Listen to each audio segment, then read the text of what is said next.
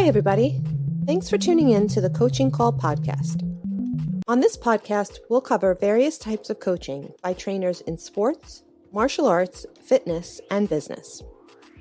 We'll discuss each coach's methods to getting the most out of their respective athletes or clients and how they attempt to change the platform in which they coach. Join us on a fun adventure as we discuss unique coaching styles. Coaching is a universal part of how we get others to get something done. Join your host, Rafael, and his guests on this unique journey in coaching. Hi, I'm Sifu Rafael, and this is the Coaching Call podcast. If you enjoy this episode, please subscribe and leave a review. This episode was made possible by listeners like you. Good morning, Alyssa. Thank you again for being on my show. Woo, excited. How are you? Good morning. I'm doing good, enjoying the fall. There you go. But as long as you get back up, I'm just kidding. Of course. You always have to get back up. Yeah.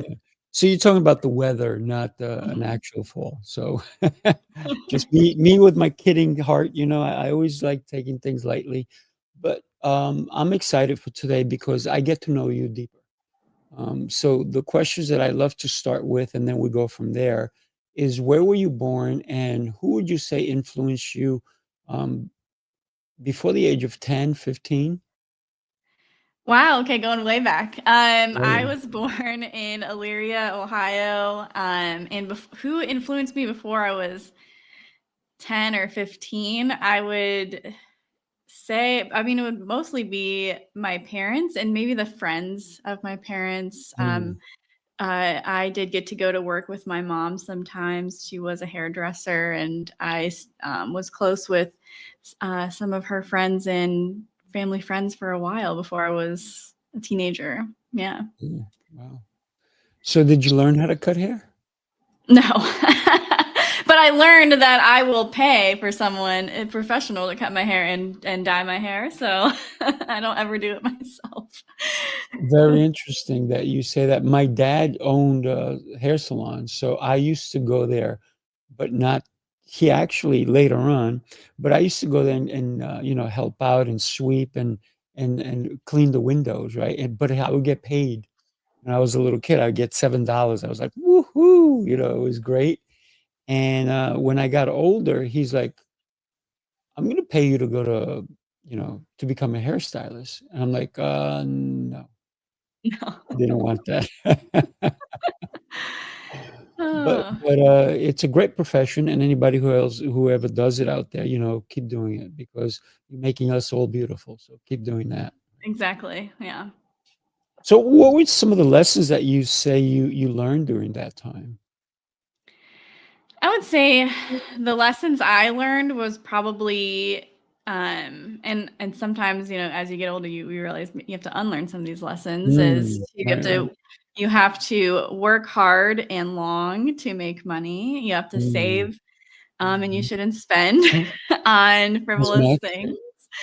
I would say those are the things I'm unlearning now, though, even though they made me successful up until a certain time. I think I don't know. I feel like I was always an observer. So when I was at work with my mom, like I had to be quiet. I know we got in trouble a few times for spinning on the chairs, but I think I just observed everyone coming in, and then that just continued throughout as I continued to grow older. Like my mom's work, like she started then working with handicapped people. So I was always kind of there while she was working, because at that point she was working from home, an independent consultant.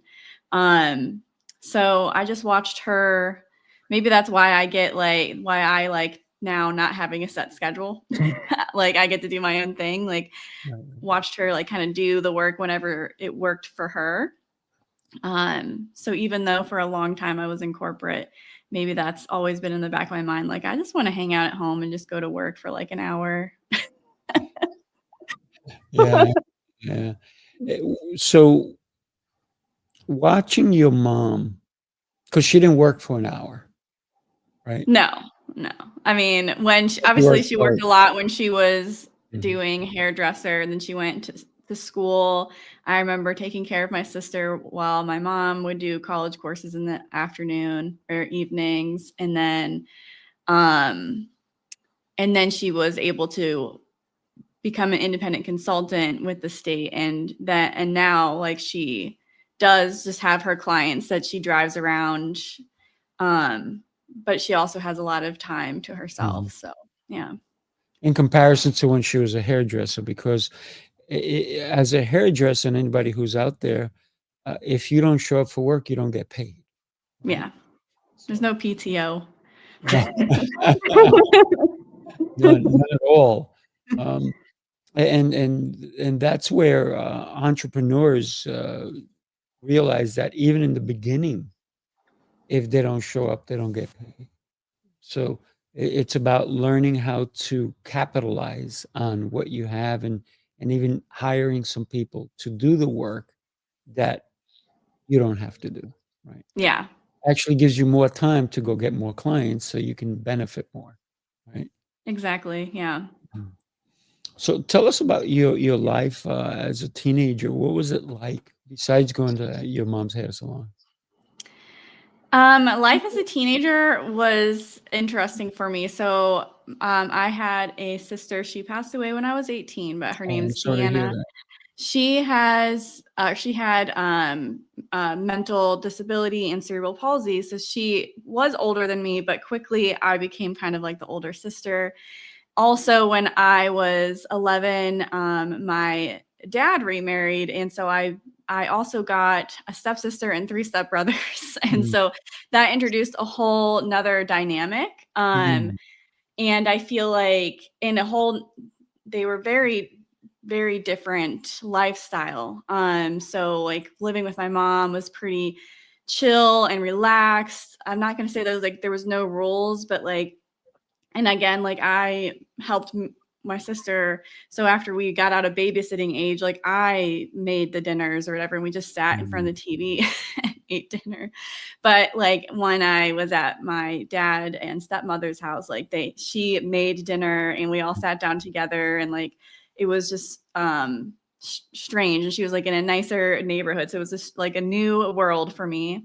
right. And my stepsister was very close to my age. Her name is Melissa. So like we became close friends Mm, really nice. fast, but also I was always a pretty good student, but she was like the best. So it introduced kind of a little bit of, I need to be better kind of energy for me. And I think that it did make me better in high school and want to get better grades. So I would Mm, say, but I've always been let's just get it to done and then move on. So I remember clearly one time, like she was telling me she had a 4.2, and I was like, how do you even do that? I thought it was a 4.0 scale. And she's like, well, I just do like extra credit and stuff. And I was like, yeah, but if you just get a 3.8, you still get an A. Like it's the same like points. And so I was always like, I was just gonna get a 3.8 and like move on to the next thing. But she was always like even more extra. I feel like sometimes mm, I would be hard on myself for not doing that, but I also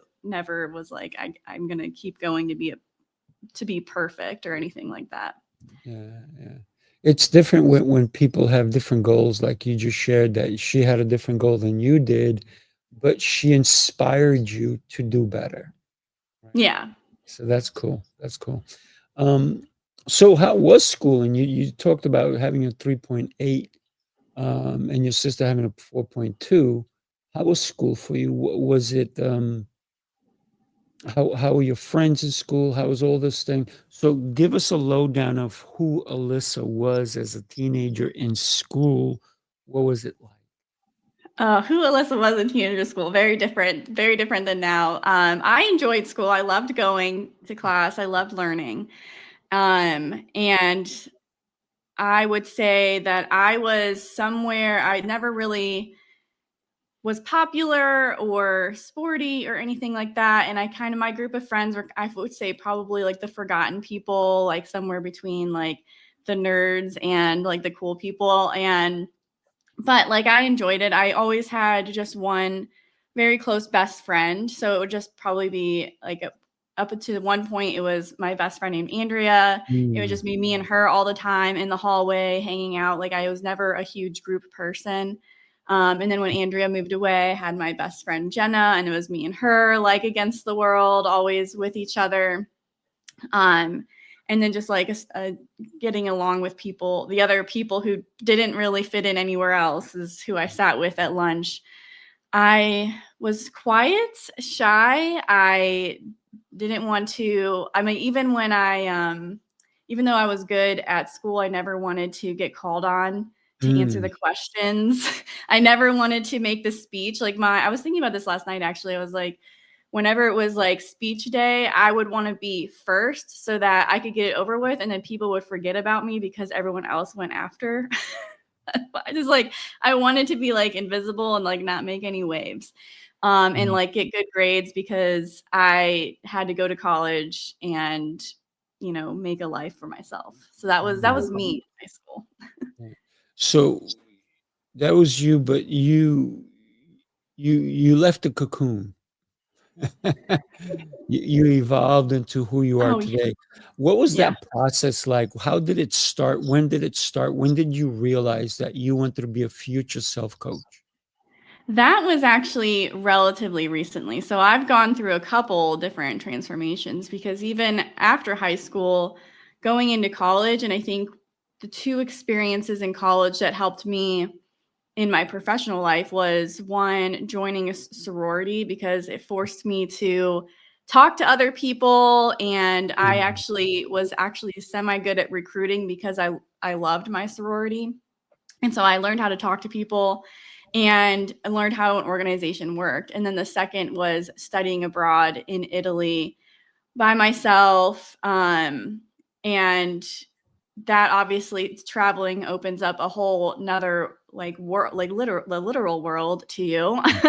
And that really gave me a lot of confidence in myself and my ability to just navigate uncertain situations. And those helped me be very successful in climbing the corporate ladder, I believe, because even though I was still pretty shy when I came out of college, I am, motivated. I like to get stuff done. I like to achieve. So I would continue to push myself out of my comfort zone of, talking to people and becoming a project manager and managing people because I wanted to get things done.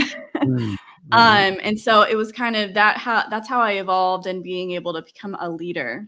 And then to become a future self coach, that is really a whole nother journey of how putting all that pressure on myself to be the best in corporate burned me out. And I got to a point where I was just kind of floating on autopilot, becoming like apathetic to things. And I decided I needed to do something differently. And that is when I realized like this whole corporate achievement, busyness, always doing things is not what I wanted to be as my success. And as we just talked all the way from like when I was a kid, like that's what my definition of success was getting the A and getting to the next thing. And I just realized once I burned out, I was like, I can just decide that I want something else in my future. Yeah. Wow. Interesting that you went from being shy to wanting to recruit people, right? Yeah. And then getting to talk to a lot of people because as a recruiter, you have to really talk to people. You can't just say, just here's a slip of Here's a paper flyer. and just come and join us, right? So how was it? How was your first experience? Because you believed in the sorority. So I'm saying it wrong. Um, so you believed in it, and then you said, "I'm going to help." What made you decide that you wanted to help? Well, I'll be honest, and anyone who's in a sorority, it's kind of like as soon as you get in, like you do have to become a recruiter for it, right? Because every year, people are graduating, and you want it to continue. Right. I will say I was scared out of my mind. I was like, oh my gosh, I can't believe I have to do this. But I loved the sisters that I got and the purpose of the sorority, and it was everything that I aspired to be. And when someone pointed out to me, it's just like, Alyssa, you just have to talk to people about what you love about it. And I remember being at one of the college events and just introducing myself to people, which they gave you little, the basic, networking introduction lines of, where you're from and stuff like that. And I remember getting to know someone, and she said something that I was like, oh, I think you would actually love this. Like, our sorority does this type of stuff. Like, I would think it was like a charity work that we did. And I was excited to tell her about it. And she was like, tell me more about it. And we got like a really good conversation. She became a sister. And I was like, even though not every recruiting conversation goes like that, it was really exciting to actually connect with someone and be able to share something that I was excited about. And they reciprocated that. And so I think, even though probably all through college and all like 3 years that I was in the sorority, I would say I didn't like recruiting, but I liked sharing what I loved about the sorority with people. And that's what helped me continue to do it. Yeah. Nice. So that taught you how to communicate better with people. It taught you how to make a connection with people, right? Because you found that when you aligned with somebody, it made a difference. How did you take that alignment or those connections into your business?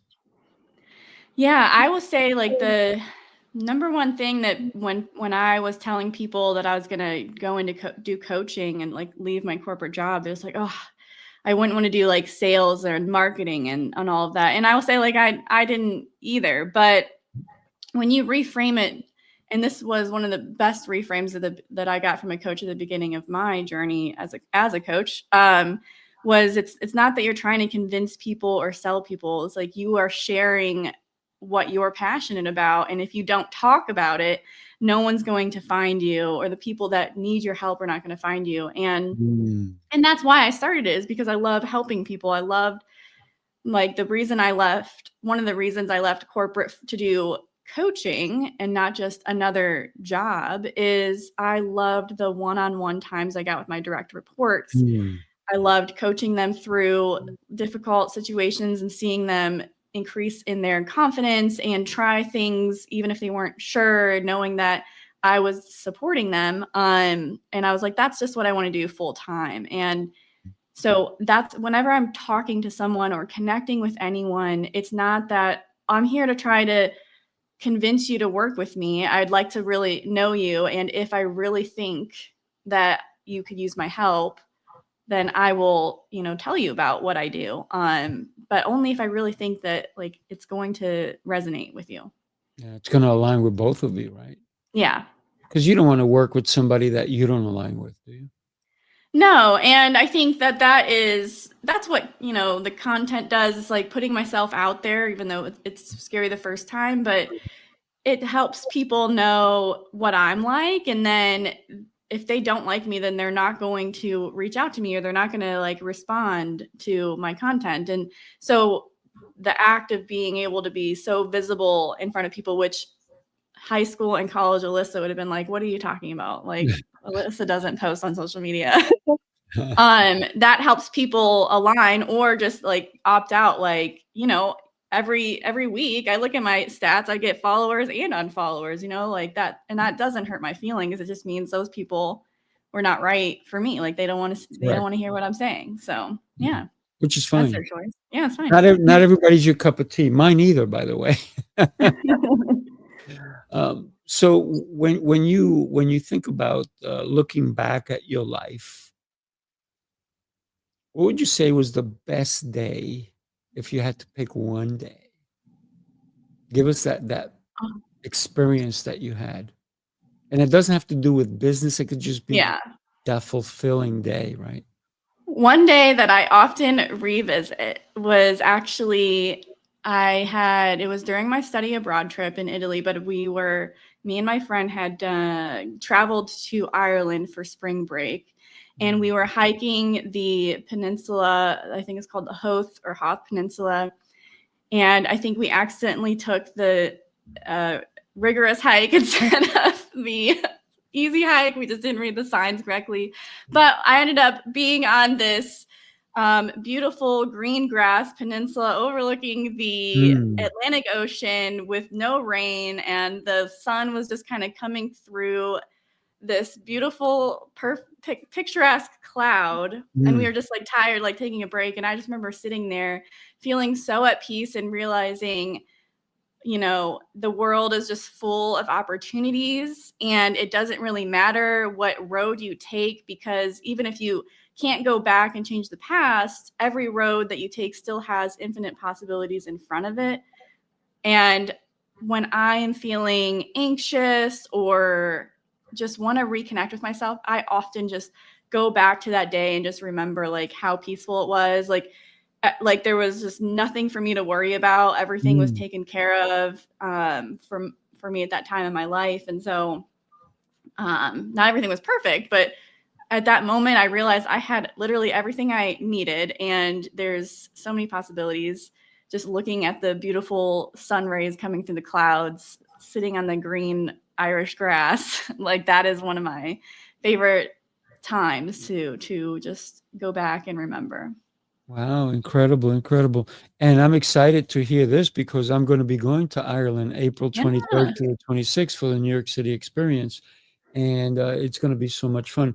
If you don't mind, let me share that with everybody. One of the things that we do is the New York City experience. Take a look, everybody.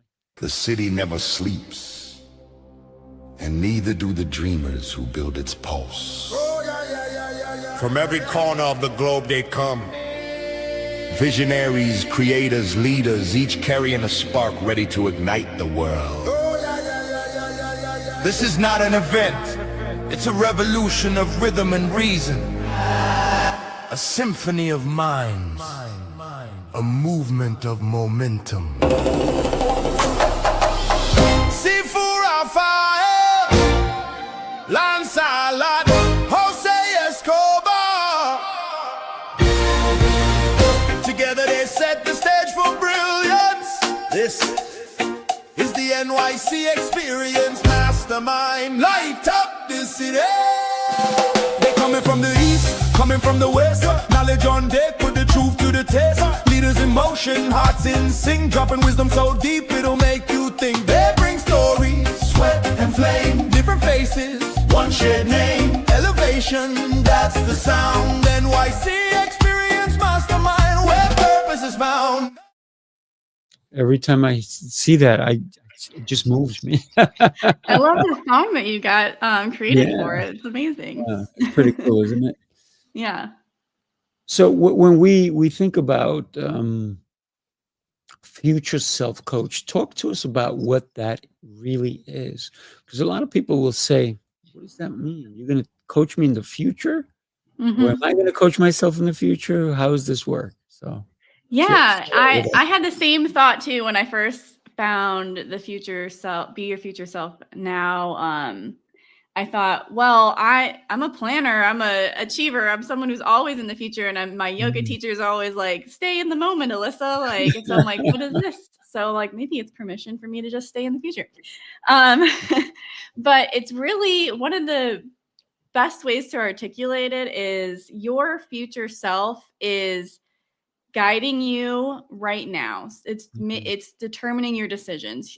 All human behavior is goal oriented, whether that is like you are opening the fridge in the middle of the night, your goal is like you're probably hungry or bored and you're just like looking for a snack, right? Mhm. All the way to I'm going to get my PhD, like there's obviously some goal at the end of that. So literally everything we do is goal oriented. And a lot of us live our life either on default mode, where we're just kind of in our routines going through it, or we are in like super achieve mode, where we have something that we think we need to do and we need to continuously be busy. Or Mm. you can be very purposeful and say, okay, how do I want myself to be in the future? And not like have. It's not like I want to have a 300,000 square foot like land, or what, I don't even know, like, or like a Ferrari and like $5 million.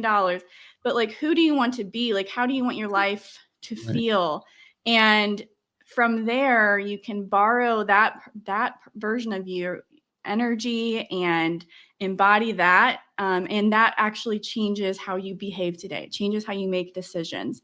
Because if you are in that scarcity mindset or survival mode, you are just thinking about what's coming next. But if you are like, okay, one day I'm going to only work 4 days a week and live in Italy half the year, and that person is calm and she's confident, and they would probably invest in a coach, or they would probably, move to Italy or like take a trip to Italy if you've never been there, just if that's like what you're thinking. So you would make decisions differently. And that opens up those possibilities that I just talked about. Like you have to make decisions differently. And the way you do that is aligning with a version of you that already kind of has what you want, because that person makes decisions based on different goals. Yeah. You made me think, Alyssa, of lotto winners Yeah. because they never imagined themselves. They just took a chance, but they never fast forward their mind to say, how do I act? What do I do? How do I behave? Who's in my inner circle? And then all of a sudden, even like people who've won 1 million, 5 million or more, all of a sudden they're broke, worse than they were before, because they never put themselves mentally in the situation of where they now are. So I love Yeah. the act of moving ahead in your mind before you even achieve it. And even if you win the lotto, so you play it and it's happening tonight or whatever day it is for you, and just playing the numbers, I think it's not enough to say, how would I act? How would I be? Right? Yeah, and a lot of people might actually come back and say, well, I do think about that. I'm going to win the lottery and I'm going to pay off my debt and I'm going to buy a house and I'm going to buy a car.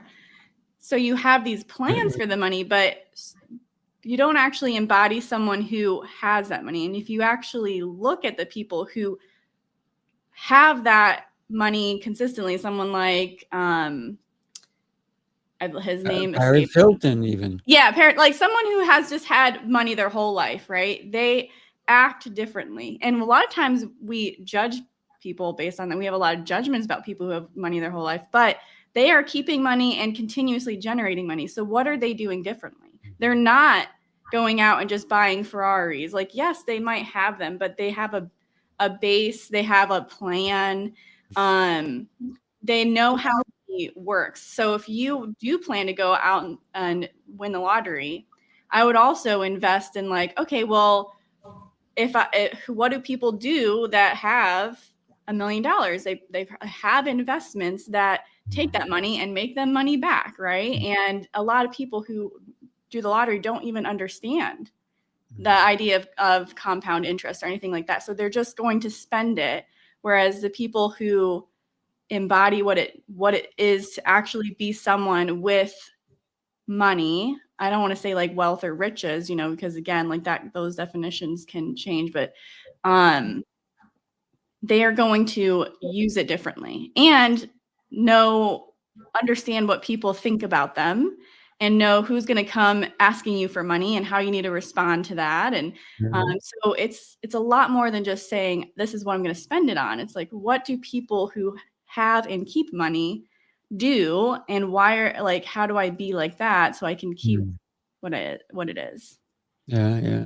I mean, the same thing happens for some actors, right? You hear that they're in all these movies, they're making mega bucks, and they didn't pay their taxes. Now they're in trouble. All right, so they didn't understand the concept, or they hired the wrong people. I love the future thinking, right? Of for yourself. How do you help someone understand those concepts that we're just talking about? Yeah, it's really starting with just asking them, like, a lot of times I do a visualization. I'll take people through a visualization because it's something that you have to take back and like separate yourself from what people have told you. A lot of times we have goals and aspirations that we were just told that's what we're supposed to do. Like I grew up being told you're going to go to college because you're going to make a lot of money. And so I'm like, okay, yeah, that's my goal. And I did the whole thing, right? And then I realized, oh, this isn't actually what I want. So really doing visualizations and stepping back and saying like, okay, it's 5 years from now. And my visualization, I like to go through all 5 senses. Mm-hmm. So visualize yourself 5 years from now. Where are you? Like, what are you wearing? What things do you feel? Like, do you feel a silky robe, or do you feel like a velvet couch, or wherever you are? What things do you smell? Like really getting into the body. And a lot of times the first time that you do it, and the first time I did it, it's just like, oh, I don't know. What do I visualize? So then it becomes a practice. So visualizing where you actually are, how you feel, and what you're doing continuously. And I think I mentioned maybe last week when we were together too, the more that you do this, the bigger your actual vision becomes. Because the first time you're just like, someone will tell me, like, actually I was talking to someone the other day, he's like, well, I think I want to own a house. I was like, okay, well, like, where? Like, he's like, oh, well, like, I think in this part of town. I'm like, okay, and like, how big is it? And like, you know, and he said it was going to be a duplex. I was like, okay, so you want to actually manage houses? He's like, yeah, I want to be a real estate agent. And then he started going, he's like, I can like get my real estate license and I can do all this. And like as student, like I just had to, he had never thought of that before. He just knew he wanted to own a house, and just asking him those series of questions over just 5 minutes, he suddenly was like, oh, I want to be a real estate agent and like run a bunch of, you know, communities. I was like, that's awesome. Right. So like, it's sometimes people just don't ask themselves. They just have like this one maybe goal, but they haven't really dug deep into it and really figured out, wait, where is this actually leading me? Yeah, I think the planning aspect, and you talked about that you're a planner, but the planning, a lot of people don't plan on things, right? Mm-hmm. Yeah. The house or the building I'm in, none of them were here until somebody planned it, right? So you have architects, you have people thinking about it, interior designers, all these different things, and then the plan is set. Once the plan is set, it has to go into motion. So there's so much that goes into the future self, right? Because saying I want to own a house, or I want to own a yacht, or whatever it is that you want to own, how are you going to make that happen? Yeah, and a lot of times people will get stuck in that as well, or they'll get in the opposite. They'll get stuck in planning mode, or they'll be like, well, in 10 years I'll do that. And a question I can ask is like, well, what if you could just do it in 1 year? Like, what would you have to do it in 1 year? And then suddenly you realize, okay, well, that is my dream to own a house. If I want to do it in 1 year, I need to get rid of all this other crap that I'm doing and like really get focused. So it helps you focus too. And the clients that come and they grasp onto that 1 year timeline or a 10-week timeline, whatever they're working on, you know, just shrinking the timeline, creates your focus, and you can stop doing things that aren't actually leading to where you want to be. Yeah, absolutely. On the flip side, another thing that helps with future self is you're thinking about who you want to actually be and become. So when you are working on a goal that is so aligned like that, I call it like endless amounts of energy and time, because your whole world is it. And it's the difference. A great like analogy is, it's the difference between someone who says they want to lose 10 pounds and someone who said, I'm going to run a marathon. Like you probably believe the person who says I'm going to run the marathon, right? And the person who says I'm going to lose 10 pounds, be like, okay, sure. Like everyone wants to lose 10 pounds. Right. All right. And the difference is the person, and I'm guilty of this too, is like, well, maybe I won't eat dessert and I'll go to one more like workout class, and that like lasts for like a month. But the person who has decided that they're going to be a marathon runner, that's a new identity that they're doing, and they will do the trainings every week and do their, you know, practice runs and change their nutrition and hang out with the other marathon runners, and they become a marathon runner, right? So they haven't decided on an arbitrary goal. They've decided on a new identity that they want to be. And that makes going to the gym and changing your nutrition less toll on your discipline and decision making, because you basically already decided that's who you are. I love the identity part. The question is,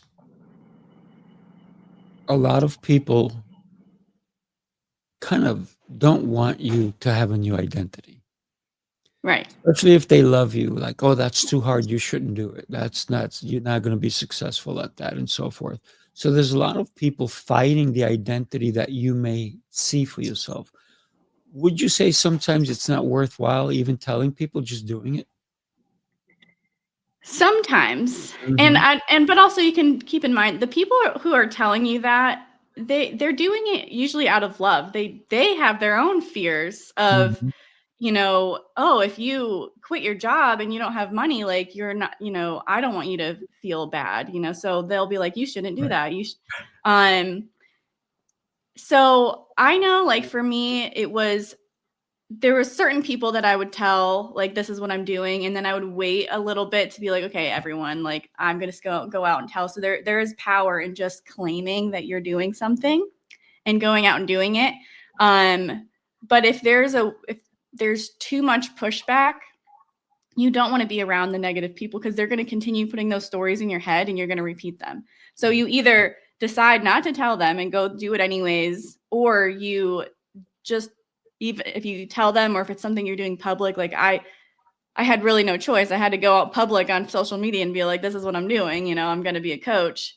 And I had to cut off people and just stop talking to people who were giving me those negative messages. And I did it in a nice way, like, hey, like, I appreciate it, but I'm just not going to be able to hang out with you if you can't talk positively about, where I want to go. So you have to either do it in secret if you can, and so that the people who are giving you those negative stories don't bring you down, or you have to separate yourself from the people who are not supporting where you're going with your dream.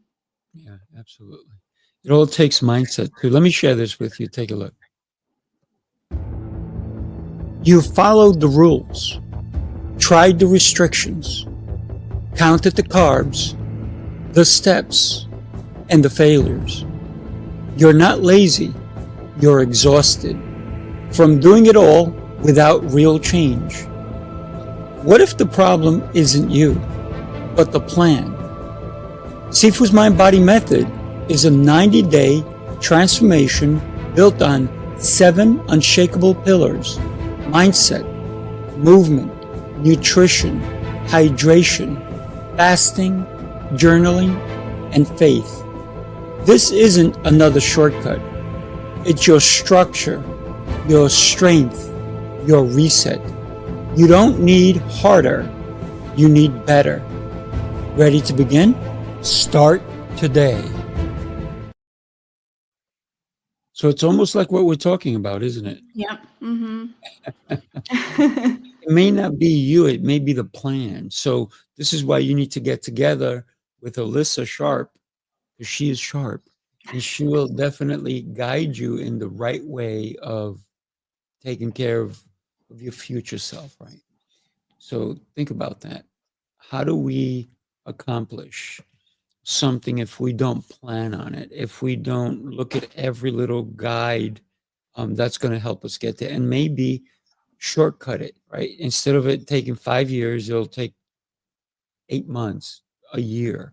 I would rather do that. And so, because we've all heard this saying, time is money, but time is not really money. Is if you think about it, when you take time and you shorten it, man, are you rich? Are you Yeah, rich? Because you're not shortening in your lifespan, you're shortening in what you're doing so you can do more with your time, more with your life, exactly. right? Go ahead.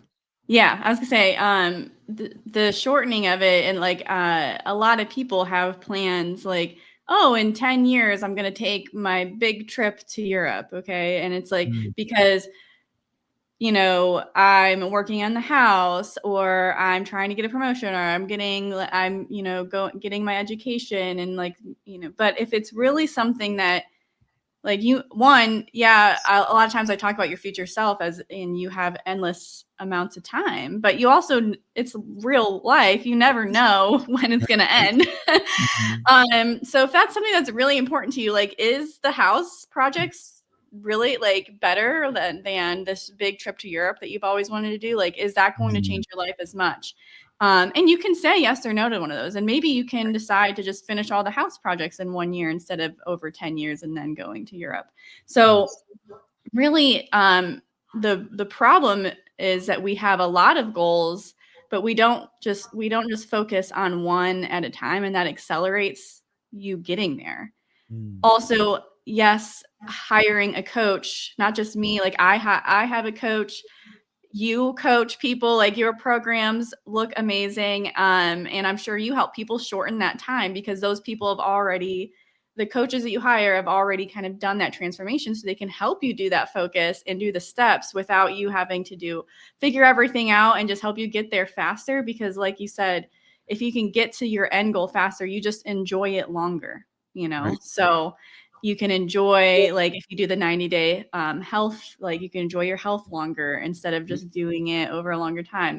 I mean, for me, like when I first started being an entrepreneur, I had to hustle and learn and figure stuff out. But then I had, you know, time freedom, and now I don't work on Fridays, and I don't take meetings on Mondays, and those are nice benefits. And I didn't have to work 10 years as an entrepreneur to do that. I figured it out. My future self goal was like, that's what I want. And I figured out how to do it in a short period of time. I hired coaches, and I tried things, and I embarrassed myself. I did I did crazy things, quote unquote crazy things, but here I am happier than ever. So it's like, you have to sometimes take that risk, and make the investment in yourself, whether that's time or money or effort. Yeah. You said one of the most important things is have a coach, right? Like you have a coach, I have a coach, even though we're coaching people. Um, I like to call myself more of a trainer than a coach because I want to train every aspect of who you are as an individual. The way you think is not based on my thinking, it's based on the way you think, right? The Yeah. way you act is based on the way you want to act, your habits, all of these different things. So I think it's important to understand that a coach really helps you see things that you could not see. Right now, nobody can tell me except a coach who's behind me what's behind me, unless I turn around and then I'm going to miss what's behind me over here. So there's always that 360 view that a coach sometimes sees. Like you see that with your clients, I see it with mine, and so many times they don't even realize they're doing something until it's pointed out in a nice way, right? Yeah. That, hey, you know, you made this mistake. And this is why so many professional athletes go back and review the tape. Even in football, or mostly in football, you see them like a quarterback, they just finish their portion. They go sit on the bench. They don't just sit there and go like this, right? And they're just watching the game. No, they sit there, they get tablet, and they're looking at the game. They're looking at what's going on.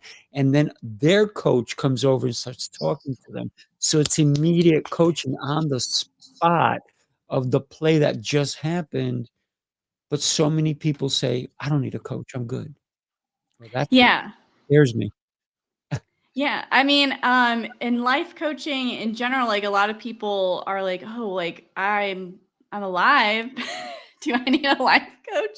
Or I think again, sometimes people are like, am I a failure if I need a life coach? But Mm. it's really, the people who get the most out of it are like, you know what, I want my life to be different. And they see, like, you can see it. Social media allows you to see that people live so many different lives. And honestly, any of those lives are available. Like you can, if you want to be Paris Hilton, you can be that. If you want to, whoever you see online and you like how they are living their life, you can embody that if you really want to.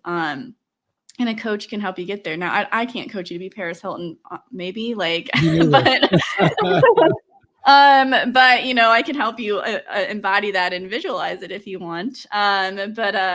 it's having a coach even when I was in my corporate, I got a life coach or a career coach, but it was when I knew I wanted to kind of change, right? But I feel like I could have used her so much earlier. So even if you're not looking to pivot your career, even just having a career coach when you're a manager or trying to get promotions, it helps because you don't realize like all the thoughts that are stuck in your head, all the self-doubt and the limiting beliefs that you have about yourself, that are stopping you from going out and doing more in your job, in your life, and just having someone beside you totally neutral about what's going on, helps you, like you said, helps you see where you're stopping yourself from becoming more than you maybe even expected.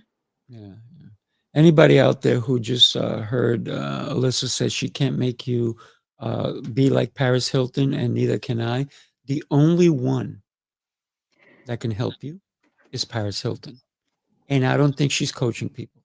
Not yet, but maybe she'll hear this and get inspired. Right? Maybe she'll reach out to us. But here's the thing, right? That would be the kind of wrong kind of coaching, because it's looking at someone else and say, I want what they have, but you haven't gone through what they've gone through. So it's not like I want what they have. I want to be able to be successful, similar like them. I want to have the experiences, but not all the experiences you're going to enjoy, because a lot of people have gone through hell and back, yet you don't see it. I mean, even what They shine, Paris right? Hilton, even when Paris Hilton went through publicly, I wouldn't want to go through. Like, I've been growing up with her as a celebrity my whole life, and I'm like, nah. But what I tell people when they come to me and they're like, I don't get Paris Hilton, but I'll get like Simon Sinek or Marie Forleo or someone like that. And it's like, what I ask is, okay, what is it about them that you like? Oh, I love that she goes out and she's just herself, or I love that like he just speaks on stages like this, or he's just such a great leader, and like getting down to what does it mean like to be a great leader. And then it's like, okay, that's what you want to be, right? You don't want to be Simon Sinek or Marie Forleo. You want to have these specific characteristics that you're seeing. And honestly, people already have a little bit of that in them. They're just afraid to show it because they don't have permission to be themselves. Like in work, one of the questions I got at a presentation I did was, how do you manage reaching your future self in your professional life and your personal life? And I'm like, they're the same. It's just stop pretending to be someone else in your job. Right. And that's scary. I know, like when I was in my job, like I would say I was pretending most of the time, unless I was, except in my one-on-ones, which that's probably why I love them so much, because I could be authentic with my direct reports. But we pretend a lot at work. So we feel like we have to be a certain kind of person to make it in corporate life, and we get stuck in that pretending. We do. Yeah. Be authentic, right? Be who you're supposed to be. Yes. It And sounds you have easier to find yourself, right? You have to find yourself to be that. Yeah, absolutely. When you talk to somebody who says, I want to be more like this person, more like that person, what's your first immediate thought before you share how they can be like that person without being that person? My first immediate thought, I mean, I would say, I guess I get excited for them because I'm like, oh, that's who I get excited. I'm like, okay, you have somewhere you want to go, right? And then I know that I can help them actually break that down to be, what does it mean? What does it actually mean in real life if you want to be that person? Interesting. I think for me, if somebody says, I want to be so-and-so, I'm like, my first question would be, in my mind, I would say, why? Because yes, I love who you are, right? Or Are you not out of your shell yet? Do you need to do certain things to become a better version of you? Because there's something missing in you. That's my personal belief. If you want to be like so and so, like a celebrity or an entrepreneur or anything, if anybody wants to be like me, I'm gonna go, no, you don't. You don't want to be like me. Trust me. Um, Same for you, I think, because they don't understand what you have to go through to be you on a daily basis. It can be exhausting, right? Yeah. So if somebody said to me, Alyssa, I want to be just like you. Now, what do I do? I mean, again, like I would ask them why, or what is it? What is the specific thing that you are like, Mm, this is why I want to be like you? Because it's not that, and like you mm, said, they don't know. They don't know what it's like to be in my brain or whatever. So that's why I'm like, what are you seeing mm, that is inspiring you? And my belief is if they see that and they're inspired by it, there's a part of them that already is like that. They're just not turning it on yet. And there's something holding them back from turning it on. And so that's why I think I get excited, because that means that person's ready to change. They're not on default mode, or they're mm, noticing they're on default mode or in a busyness cycle, and they want to get out of it. And they're like, I want to right, be more like this person. So it means they want to go somewhere. And then my job is to be like, okay, what is it what actually do you want? Like, what is the right. what is the actual thing you want, not just this visualization that you have or this perception you have, and help them dig that out of themselves. Mm, yeah. What is it about you that you want, right? I, Yeah. I I guess it's hold up a mirror, right, and say, Hmm. what do you see? Right, right.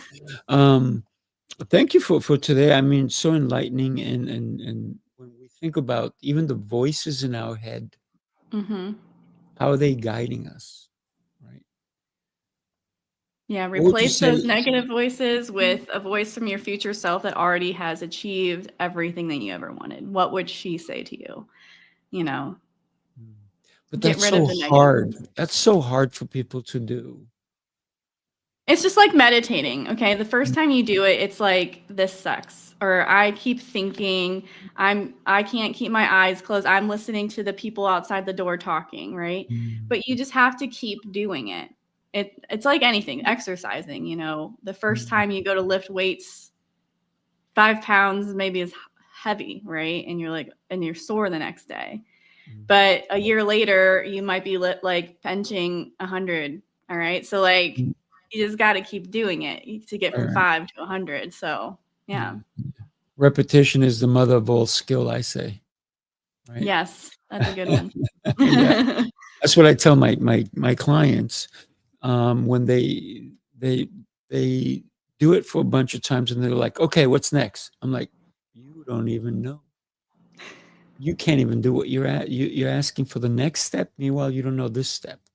What do you mean? I know it. I feel it." I'm like, "Well, let me show you the video I took while you were doing it." And all of a sudden they're like, "Oh, yeah, maybe I got to get back to the drawing board." Right? And to me, I think that's somebody who's willing to take the steps necessary, no matter how many steps there are, right? Because you can't win a marathon without that first step, or the 300th step, or the 4,000th step. You got to take every single step to win it, or at least finish it. And we just had the New York City Marathon here in New York, and I went to a rooftop bar because I was there with a couple of people, and you see they're coming with their blankets and they're all celebrating and happy. And there was a woman, and whoever she was with was not happy. Mm, And it's a bar, right? And it was a rooftop, and there was no stools there. And he's asking for a stool. And the manager came over and goes, "I can't give you a stool, because if I give it to her, I have to give it to everybody else." He goes, "You got to make an exception. She just ran the marathon." Meanwhile, there's a bunch of other people who just ran the marathon too. So it was very interesting. The manager's like, "I'm really sorry, but you're yelling at me. I can't help you if I do it for her." He goes, well, you have to make exceptions. He goes, if I make one, I have to make many. And so that man was just very angry for the woman who didn't even say a word. She didn't speak. So I'm waiting there, and I said to her, and I said, by the way, congratulations. Great feat you did today. He forgot that she did this great feat. He's just worried that she ran a marathon. If she's that exhausted, and the manager said, I can give you a table on the other side, just not at the bar. Mm-hmm. And he was not being realistic for her. So sometimes we need to speak up, don't we? Yeah.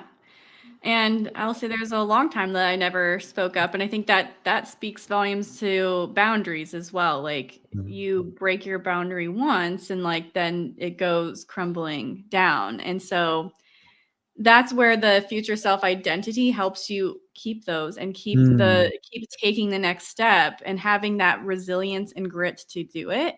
Because the people who are not sure on where they're actually going will take 20 steps in 20 different directions. But if you're sure on where you're going, you'll keep taking the steps in the same direction, no matter what mountains or boulders are in front of you. Absolutely. Yeah, definitely. Alyssa, thank you so much for being on the show. I'm going to give you a little bit of time to go ahead and tell everybody why they need to connect with you. So your website is going across the bottom. Tell us what that's even about. I'd love to hear it. Yeah, this is for this weekend. I am doing a free training called Unstoppable You. Well, I'll help you reclaim your time and energy so you can have basically, like I said, the unlimited energy to go towards the goals that you choose. I love this training because it resets your timeline in a really fun way. It's not going to be productivity hacks.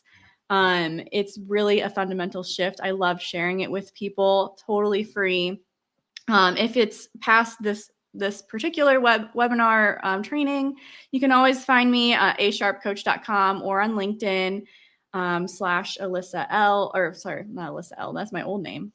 Ally Sharp. But I would love to connect. I have tons of free resources I love to share to help you get out of your default mode and into purposeful, future-driven goals that change your life in the present. I love that. Yeah. So stop procrastinating and get to it. Connect with Alyssa. So your future self doesn't say, why'd you waste so much time, right? Mm-hmm. Yeah. Because time is of the essence, and I think a lot of people procrastinate and they don't act. And so the future self is going to look back and go, what were you doing? What were you doing? Right? So take action, people. Thank you, Alyssa. Great conversation, as always. I look forward to having you on again. Everybody, have yourself an exceptional day. Do me a favor, share this show with somebody who needs to hear what Alyssa shared with us today. Great stuff. Everybody, have yourself a blessed day, and we will see you next time. Thank you. Bye.